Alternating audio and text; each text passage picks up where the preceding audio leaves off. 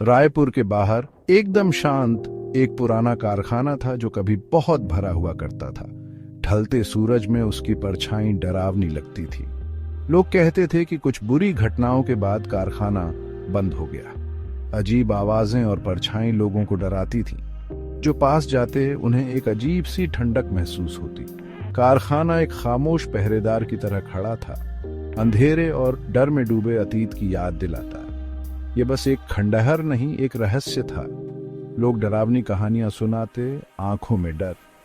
माएं बच्चों को दूर रहने की चेतावनी देती, चिंता से भरी आवाज में। कारखाना उस जगह का एक घाव था जो दीवारों में छिपे रहस्यों की याद दिलाता था।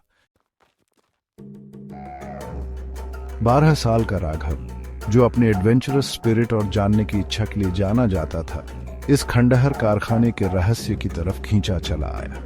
वो अक्सर अपने दोस्तों के साथ बैठता, उनकी नजरें उस बड़ी इमारत पर टिकी रहती और वो सुनी हुई कहानियां शेयर करते। हर कहानी पिछली से ज्यादा डरावनी, राघव की जानने की इच्छा को और बढ़ाती। एक दिन अपनी क्यूरियोसिटी को रोक न पाते हुए राघव ने फैक्ट्री एक्सप्लोर करने का सोचा। क्यों ना हम खुद जाकर देखें, उसने अपने दोस्तों से कहा। उसकी आवाज में एक्साइटमेंट और डर दोनों थे। उसके दोस्त थोड़ा डरे हुए और एक्साइटेड एक पल के लिए हिचकिचाए। कहानियां डरावनी थी, लेकिन अननोन का अट्रैक्शन बहुत स्ट्रांग था। डर और एक्साइटमेंट के साथ उन्होंने ये डेयर लेने का फैसला किया।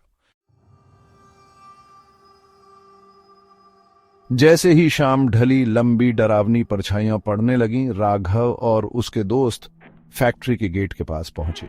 हवा में एक अजीब सा डर था। जंग लगे लोहे के गेटों ने जैसे विरोध में आवाज की जब उन्होंने उन्हें धकेला।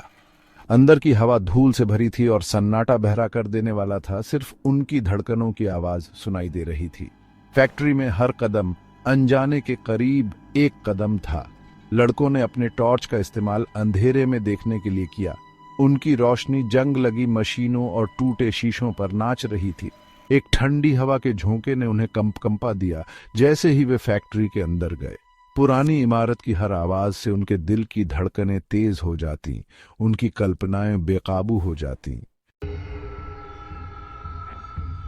अचानक एक घूमने की आवाज ने सन्नाटे को चीर दिया।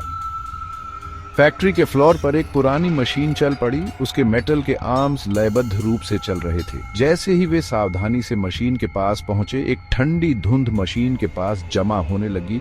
धीरे धीरे एक इंसान का आकार ले रही थी। लड़के डर के मारे देखते रहे। जैसे ही धुंध साफ हुई, एक आदमी की पारदर्शी आकृति दिखाई दी। उसका चेहरा दर्द और पीड़ा से भरा हुआ था। भूत ने दुख भरी फुसफुसाहट में एक दुखद हादसे के बारे में बताया।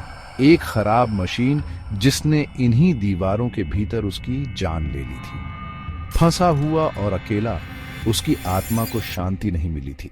राघव उसकी बेचैन आत्मा के लिए सहानुभूति से भरा हुआ ध्यान से सुनता रहा। उसे एहसास हुआ कि भूत उन्हें डराना नहीं चाहता था, वह बस सांत्वना चाहता था।